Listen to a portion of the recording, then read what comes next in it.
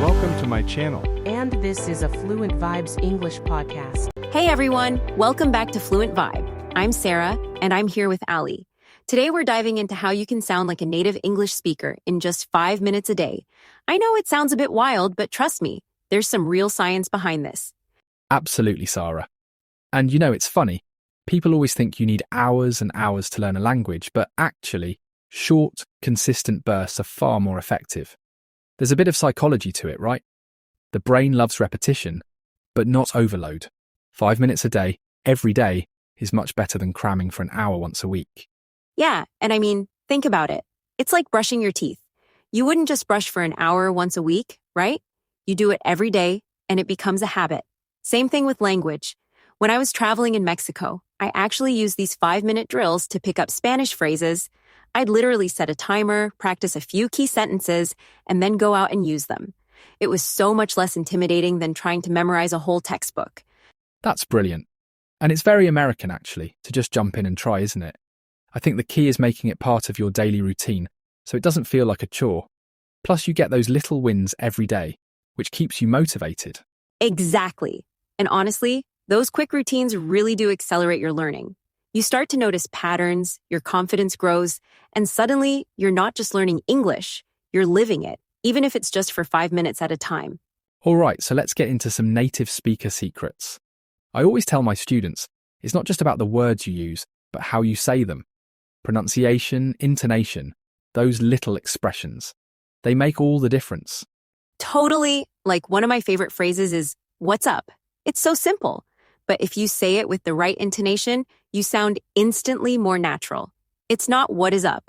It's more like "what's up?" Super casual, super friendly. And I had this embarrassing moment once. I was in New York and I tried to use the phrase, "Bob's your uncle," which is very British, right?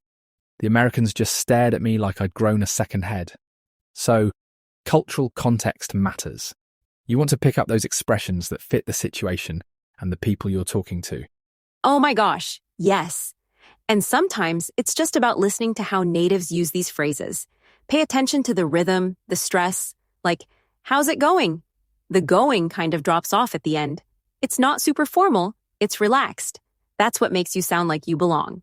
Exactly, and don't be afraid to play around with your voice a bit. Try mimicking what you hear in movies or on TV. It's not about being perfect, it's about sounding natural and confident. So let's talk about how you can actually build this into your day. 5 minutes. Everyone's got 5 minutes, right? The trick is to make it realistic and fun.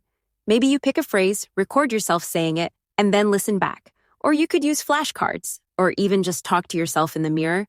I do that all the time, by the way. Yeah, and there are loads of practical tools out there.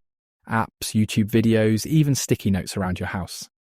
I had a student, Maria, who really took this to heart. She set a timer every morning, practiced her phrases, and after a few weeks, her confidence just skyrocketed. She wasn't just memorizing words, she was actually using them, and it made all the difference. That's such a great example. And visuals can help too. Like, if you're a visual learner, maybe you draw little pictures or use color-coded notes. The point is, keep it short, keep it daily, and keep it engaging. You'll be amazed at how much progress you make. Absolutely. And remember, it's not about being perfect. It's about showing up every day and giving it a go. 5 minutes is all it takes to start sounding more like a native. So give it a try and let us know how it goes. All right, that's all for today's episode of Fluent Vibe. Thanks for hanging out with us, and we'll be back soon with more tips to help you master English, one day at a time. Ali, always a pleasure. Cheers, Sarah. And thanks to everyone listening. Keep practicing, and we'll catch you next time. Bye.